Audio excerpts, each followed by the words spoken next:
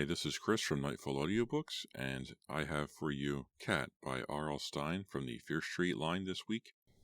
This is towards the end of the Fear Street line. I remember buying this, but I can't figure out if I bought it on eBay or Ave Books or Amazon, and yeah, I did check my purchase history, and I can't find it anywhere. I remember it being kind of expensive. It was around $25. It's also very short. When I got it, I opened up the book and went to the back, and I'm like, why is it so skinny? Because it's around 132 pages. A normal Fear Street novel is between 150 and 180. Point Horror is around 200, 210, and so is, and Super Chillers are the same length as Point Horror. So this was kind of a surprise. This should read very, very fast. I don't see there being any real issues with this. I am expecting it to be a little dumbed down, sort of like a Goosebumps novel, because if it's so short, what was left on a cutting room floor? But we'll see. Do I have high hopes? Yeah, I always do, absolutely. We'll see what happens. So what do I read next? I don't know. Send me an email, nightfallaudiobooks@gmail.com. I am also on YouTube at Nightfall Audiobooks. Feel free to like, comment, and subscribe. I love seeing what you have to say. I am also on Patreon, patreon.com/nightfallaudiobooks. Any help would be greatly appreciated. So tell your friends, tell your mom, tell whoever you think would like to listen to me tell them tales from R.L. Stine. Thank you very much for listening, and let's begin. Welcome to a Nightfall Audiobooks production of Cat by R.L. Stine, a Fear Street novel, Book 45. Prologue. I never liked cats, not even kittens. For one thing, I'm allergic to them. Put me in a room with a cat and I'll start to cough and sneeze, and my face will puff up like a marshmallow. Also, they're too evil looking. Why do they have to stare like that? What are they thinking about? Why do they slink around so silently, as if they have some kind of guilty secret? I know, I get carried away sometimes. Marty, take it easy. That's what my dad always says. Marty, don't blow a gasket. Marty, cool your jets. Dad has a million cute expressions like those. I admit he's right. Sometimes I forget myself. Sometimes I go too far. Sometimes I just lose it. I mean, that's part of being a teenager, isn't it? But I'm telling the truth when I say I never meant to kill that cat. That cat drove me crazy. It drove the whole basketball team crazy. Living under the gym bleachers like that, popping out when we were trying to practice, running right over our feet. Yeah, the cat drove us crazy. But I never meant to kill it. And believe me, I paid for that death. We all did. Chapter 1. On Tuesday, halfway through basketball practice, Coach Griffin lost his patience with me and the guys. Marty, what's your problem today? The coach barked. You and the other two stooges get off my court. See if you can figure out where your passing game went. The ceiling of the Shadyside High gym was nearly 30 feet high and lined with white and orange lights. Bleachers stood on either side of the court, what we call school side and street side. Double doors on one end led into the school. On the other end, the scoreboard hung above the door that led into the locker rooms. Barry, Dwayne, and I walked over to the school side bleachers. On the court, practice started up again. What's wrong with Coach? Barry asked. Somebody forget to tell him this is high school, not the NBA? Dwayne snorted. He heard rumors. He might be a nice guy. He wants to set us straight. I laughed. Dwayne Clark was the comedian in our group. He never took anything seriously. He and Barry Allen had been my best friends almost all my life. I'm serious, Barry grumbled. Maybe we're not playing our best, but Coach didn't have to bench us. I picked up a basketball from the bleachers and launched it at Barry's chest. He caught it easily. Barry bounced it to Dwayne. We tossed it back and forth for a while. Barry and Dwayne are physical opposites. Dwayne has blonde hair. He is a bit on the short side for a basketball player, and he could stand to lose a few pounds. Barry is tall, thin, and dark-haired. Some of the girls think he looks like the guy who plays Superman on television. Except for the glasses, I don't see it. When he's not playing, Barry wears black wire-rimmed glasses. As for personality, Barry is Dwayne's opposite there too. Barry is way too serious for his own good, and he gets angry pretty easily. Too easily. Barry's hot temper often lands him in trouble. The rest of the team thundered back and forth across the gym.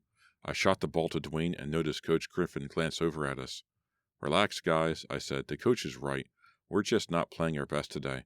Maybe we need a few minutes of downtime. Friday's game is too important. Every game is important to you, Marty, Dwayne said. You have a basketball scholarship to worry about. Dwayne loved to give me a hard time about my college basketball scholarship. Getting the scholarship would make life a lot easier for me and my parents, and even though Dwayne's joking was good-natured, I thought he was a little jealous. Barry was another story. I knew Barry was jealous. Every game is important to the Shadyside Tigers, Dwayne, I snapped. The team is what matters to me. What a guy, Dwayne crowed. And he and Barry let out hyena laughs. If Dwayne and Barry are opposites, I am somewhere in the middle. Not too tall, not too short, not fat, not thin, light brown hair. That's me, Mr. Average, except when it comes to basketball. The three of us have played basketball in the circle at the end of my street since the 3rd grade. It showed. The Tigers were having their best year in a long time, mainly because of Dwayne, Barry, and me, especially because of me. Everybody said I was the star of the team. I tried not to get a swelled head, but it wasn't easy. We sat on the bleachers with Joe Gimmel, Kevin Hackett, and some of the other players. Kit Morrissey was up in the bleachers too. I was surprised to see her there. I didn't think I'd ever seen her at practice before. Hey Dwayne, I teased. Kit's up there watching you, buddy. Maybe you'll get a date for the prom after all.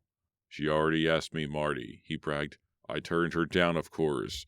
Don't want to ruin my reputation by being seen in public with her. Yeah, whatever, I said, waving away his lies.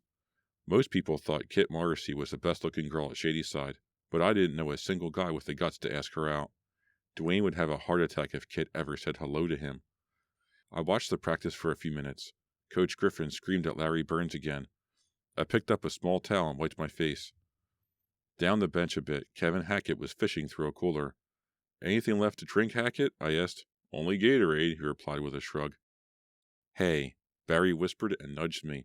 Check out who just came in. I turned to the double gym doors.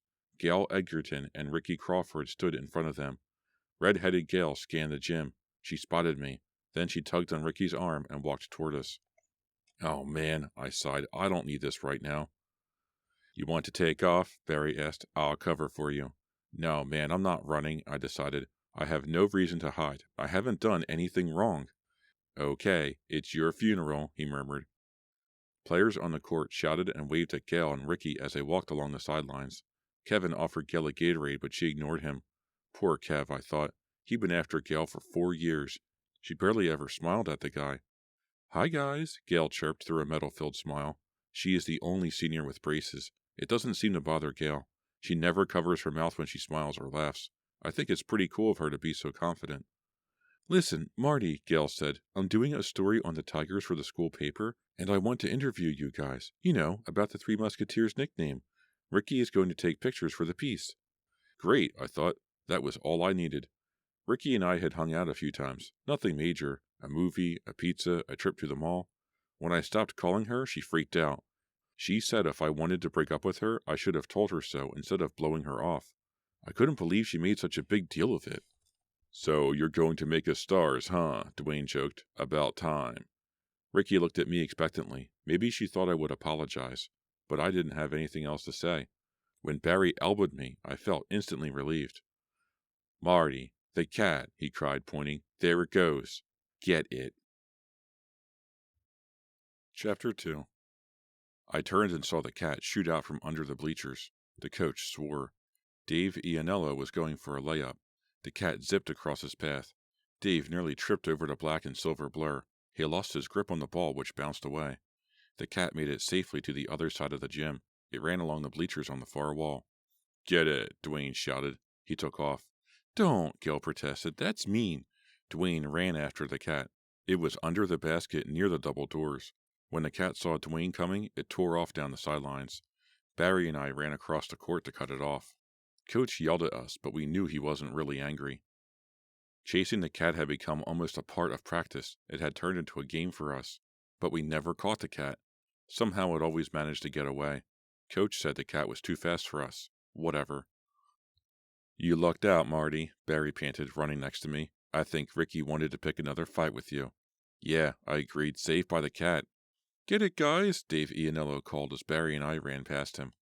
The coach shouted our names again. I turned and saw the smile on his face. I figured we wouldn't get in too much trouble. The other players stopped in the middle of the court to watch Dwayne chasing the cat, and Barry and me running to block its escape. Gail and Ricky cried out for us to leave the cat alone. I've got it on the run, Dwayne shouted, coming toward you guys. The cat scrambled away from Dwayne. It hadn't noticed Barry and me yet. When it did, it would probably slip under the bleachers as usual. As far as we could tell, it had been living under there for at least a month. I knew several kids who gave it food and water. The cheerleaders were crazy about it and called it dumb names like Puffy and Baby. Gail wrote a short piece for the school paper about the cat living in the gym. I remembered reading it and smiling at Gail's plea for someone to adopt it and give it a good home. In a weird way, the cat became the tiger's mascot. If it were striped, we might have made it official. But no such luck. The cat had silver-gray fur and a black spot on its head shaped like a diamond. We never really thought about what we would do if we caught the cat. The principal said an animal living in a gym presented a health hazard, so we would probably have called the Shadyside Animal Shelter. But catching the cat wasn't the point. The chase was everything. Here, kitty, kitty, Barry called. Here, kitty. Barry and I blocked the cat's path. It glared at us and hissed. I reached for the cat. It squeezed through the space under the bleachers and disappeared. Harper, Coach Griffin yelled. I spun around. I hoped he wasn't too angry. It relieved me to see that he still wore a smile on his face. If you're through goofing around, maybe you and the other stooges would like to play some basketball, the coach asked. Excellent, I replied. For the second half of practice, Coach always split the team in two and played us against one another. I passed Gail and Ricky as I jogged back onto the court. Stooges? Gail asked. I thought the coach called you guys the Three Musketeers. When he's happy with us, he does, I explained. When we're not playing so well, we're Mo, Larry, and Curly. I heard Gail laugh as I ran out onto the court. Barry played center. He batted the ball to me at the tip-off, and we were off down the court toward the basket. I passed Dwayne, and he hit Barry in the right corner. Barry faked a three-point attempt and shot it to me inside the key. I laid it up and in. We were back. As I ran toward the other side of the court, I noticed Ricky and Gail chatting on the sidelines. Were they talking about me? I hated the idea that Ricky might be telling Gail her side of the story, especially since Gail planned to write about me for the school paper. Barry stole the ball and shot it across the court at me. I almost missed the pass. Heads up, Harper, Coach Griffin shouted from the sidelines. As I ran down the court again, I glanced back at the girls. Ricky was pointing in my direction. I knew for sure they were talking about me. Marty, Barry shouted. Watch where you're... Whoa! I glanced down to see the silvery gray cat dart in front of me. Too late. My right foot caught the cat right under its belly. I tried to keep my balance, but I couldn't. I heard the cat's angry cry as I slammed into it, then tripped over it. I fell hard to the gym floor. Something crunched in my knee, and a burning pain shot through my leg. With a cry of pain, I collapsed to the floor. What have I done? I wondered. Chapter 3. Does this hurt? The school nurse asked. She used 3 fingers to apply pressure to my knee. I winced and ground my teeth together. Oh yeah, I groaned. Could you please not do that again? What do you think? Coach Griffin asked. I think that cat used up 8 of its 9 lives today, I growled. I was talking to Mrs. Nathanson, Marty, Coach Griffin snapped. I agree with you, Coach, Mrs. Nathanson sighed. It's probably only a sprain, but Marty needs to rest for a couple of days or he could do more damage. I'll give you an ace bandage, Marty, to help keep the swelling down. When Mrs. Nathanson had gone, Coach Griffin turned to me. That settles it, he announced. Harper, I'm sorry, but you're not playing in the game on Friday. Come on, I cried. You've got to be kidding me. Oh, man, Dwayne groaned. We're never going to win now. Those guys are going to eat us for breakfast. Coach, we need Marty, Barry pleaded. That stupid cat, I snarled. I'd better not see that animal again any time soon. Listen, Harper, Coach Griffin barked, stabbing a finger toward me. If you didn't terrorize that cat, this would never have happened. Oh, please, Coach, you know that isn't true, I groaned. We weren't even chasing the cat when I fell. It ran out onto the court and I tripped over it. The coach frowned at me. If you don't want to take responsibility for hurting your knee because you were horsing around, that's your business. But winning basketball games is my business, and you're a big part of our championship plans. So take care of yourself, Marty, Coach said. I nodded, too upset and angry to reply. The team began to shuffle off the court. The coach followed. Dwayne and Barry stayed with me. Gail and Ricky watched from the sidelines. When everyone else was gone, they joined us. Well, this is bad news, Dwayne commented. I'm going to wear my extra magical Hawaiian shirt on Friday. Dwayne had a wisecrack for every occasion and a bad Hawaiian shirt to go with it. This year, the team paid for a special game uniform to be made up for Dwayne. It was decorated with a really ugly Hawaiian print on it. Dwayne and Barry each grabbed an arm and helped me to stand. I tested my weight on the knee. "How is it, Marty?" Ricky asked. "It hurts," I snapped. "Well, it's not my fault," she cried. "Sorry," I mumbled. "I'm not angry at you guys. I'm angry at that stupid cat. Anyway, my knee hurts, but I can walk." "No way you're going to play on Friday, Marty," Barry observed. "Yeah," I agreed sadly, "but next week I'll definitely be ready, no matter what Coach says." "Yeah," Barry said, "you'd better be ready. Remember your scholarship." "I don't even know if I'll get the scholarship," I cried. No one said anything for what seemed to be a long time. "But," Dwayne began. "I thought you told me you already got the scholarship," Ricky said. "I did," I sputtered. "Sort of, but it hasn't been completely set up. There's one other guy being considered by the university." "How come you didn't tell us the truth?" Gail demanded. Then I remembered why Gail had come to the gym in the first place. "Gail, this isn't for the paper," I explained. "Between us, okay?" The last thing I wanted was for Gail to tell the whole school I claimed to have a scholarship I didn't actually have yet. "So spit it out, Harper," Barry urged. "Well, you know me," I started. "I guess I got carried away. I heard from the university that I'd made the next to last cut. I guess I jumped the gun." I sighed. I know it was stupid, but once I lied, I couldn't go back and tell the truth. It would be way too embarrassing. Nobody spoke for several seconds. Then Ricky smiled and punched my shoulder. "Don't worry about it, Marty," she said. "You'll get the scholarship. I'm sure of it." I knew Ricky was only trying to be nice, but I felt better anyway. "Thanks, Ricky," I replied. I turned to the others. "Let's get out of here, guys." "Ah!" I cried as I started to walk. "Wow, that hurts. I almost forgot about my stupid knee." "Be careful, man," Barry warned. "I don't think we can win the tournament without you." "I know you can't win without me," I joked. I limped toward the double gym doors with my friends. Then I saw it. The silvery gray creature stood by the doors. Even from that distance, I could see its green eyes glaring at me. "Brave animal," Ricky murmured. "Stupid animal," I snarled. "Get it, you guys." Chapter 4. "Not again," Gail cried. Barry and Dwayne ran after the cat at full speed. I limped along behind them, determined to have my revenge. The cat shrieked across the gym, a silver flash. This time, the cat did not run under the bleachers. Instead, it sped up the bleacher steps. Barry and Dwayne raced after it. As I limped up the first couple of bleacher steps, Barry and Dwayne cornered the cat at the top of the bleachers. The cat darted its head back and forth, seeking an escape route. I hurried up the steps, hating the cat more with every painful step. If it weren't for that cat, I would be in the game Friday night. "Hey, give it up," Gail called. "It's only a cat. Marty, come on. You weren't even watching where you were running." I ignored her. When I finished with the cat, it wouldn't be hanging around the gym anymore. It would have a nice home at the Shadyside Animal Shelter. "Here, kitty, kitty, kitty," Dwayne called. Pain shot through my knee as I stepped onto the top bleacher next to Dwayne. Barry stood at the edge, 2 steps down from where the cat crouched, trapped. We weren't going to let it get away. I moved another step and grimaced with the pain. Stumbling up the bleachers had made it worse. "This is all your fault, cat," I snapped. The cat arched its back and hissed at me. "Marty, leave the cat alone," Ricky called from the gym floor. "Please." I reached for the cat, grabbed it under its front legs, and lifted it. It hissed and squealed. The cat slashed razor-sharp claws across my hand, but I didn't let it go. The cat began to twist violently in my hands. Then its head dropped, and it sank its teeth into my forearm. Before I could cry out, the cat ripped its claws across my forehead. I stumbled backward toward the edge of the bleachers. Sharp pain tore through my arm and face. Blood dripped into my eyes. "Marty, watch out," Barry yelled. I tried to get my footing, but my bad knee buckled.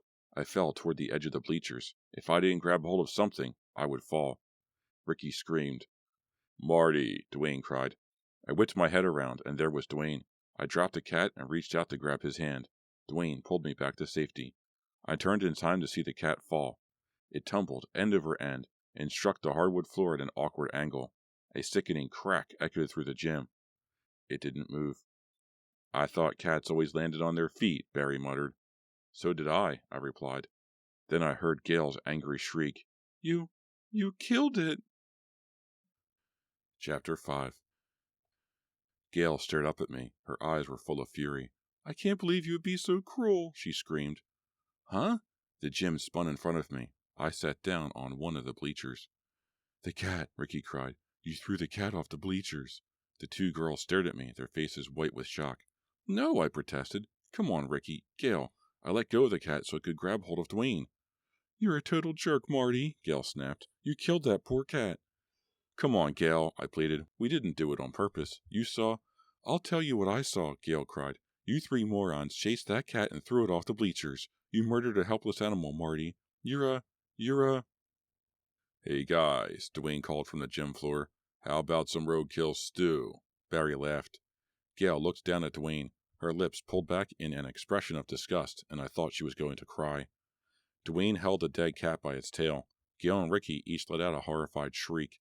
There were a few spots of blood on Dwayne's Hawaiian shirt, but he didn't seem to notice. "Come on, Gail," Barry groaned. "Who cares about the stupid cat? It didn't do anything but mess up basketball practice. No difference between a stray cat and a rat as far as I'm concerned." "You idiot," Gail sneered. "Rats are vermin. Cats are beautiful, sensitive creatures." "Well, I'm beautiful and sensitive," Dwayne announced, grinning. Gail's face reddened with fury. Ricky stood silently, shaking her head. "You've known me for 4 years," I reminded Gail. "Do you really think I'd kill a cat on purpose? Kill any animal? Come on." "I know what happened, Marty," Gail declared. "Don't try to tell me I didn't see it. I stood right here. I'm not stupid, you know." "I never said you were. But, Gail, you know how much I love Teddy. Killing the cat would have been like killing Teddy, my own dog. There's no way it would really hurt an animal." Dwayne held up the cat. "Hey, Gail, maybe you need a fur coat," he asked. He and Barry exploded in a fit of laughter.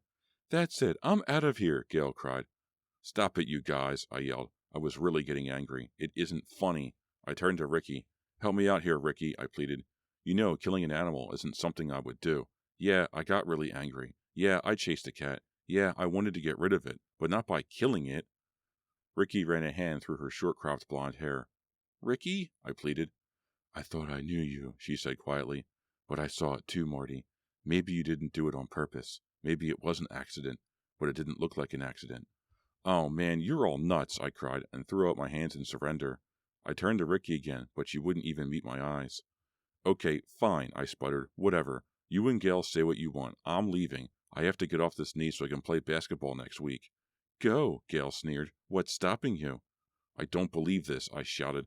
"The stupid cat makes me wreck my knee. Then I try to get it out of the gym, and it rips into my arm and my face. I'm bleeding here in case you didn't notice." I wiped blood from my forehead. Neither of the girls appeared at all sympathetic. "Hey, I'm sorry it died, but I didn't kill it," I insisted. Neither Gail nor Ricky spoke. "Cat got your tongue?" Barry asked them. "Shut up, Barry," I yelled. "You and Dwayne are acting like idiots. Why aren't you defending me?" Dwayne and Barry stood there silent. At least they weren't laughing anymore. "Well?" I urged. "Come on, Marty," Dwayne shrugged. "Who cares about a cat?" "Besides," Barry added, "we're your best friends. Who's going to believe us if we say you didn't kill the cat?" They were right. People would be more likely to believe Gail. After all, we were the Three Musketeers. That's what Gail had come to do a story about. Now the story had changed. "Gail, please," I began. "I'm through talking to you," she interrupted. "You're not the guy I thought you were, Marty. You won't get away with this." Gail glared at me coldly for a moment, then turned and stormed out, Ricky by her side. Dwayne and Barry hurried away. I watched them toss a dead cat into a trash can at the back of the gym. I felt a chill. I pictured Gail's cold stare again.